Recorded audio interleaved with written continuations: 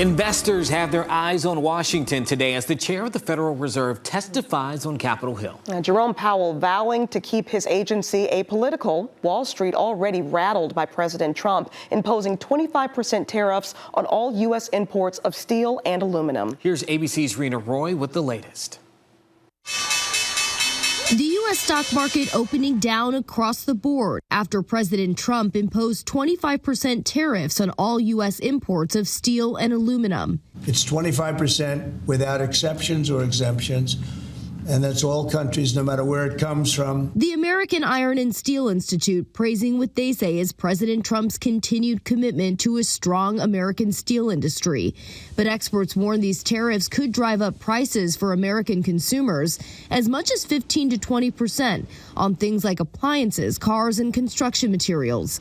Some U.S. business owners like Michael Howard, who makes and sells furniture, say they can't take on increased prices. And then what do we do? Because I can't swallow a 25% increase in cost of goods. So that then gets passed on to my customers. The European Union saying unjustified tariffs on the EU will not go unanswered. They will trigger firm and proportionate countermeasures.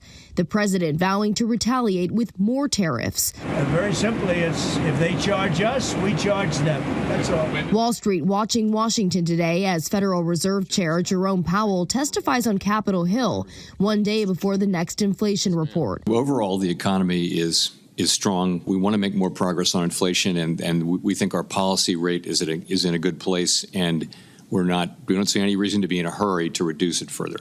The Fed cut its main interest rate several times through the end of last year, but traders are less optimistic about seeing more reductions this year, in part due to fears over potentially higher inflation from tariffs. Reena Roy, ABC News, New York.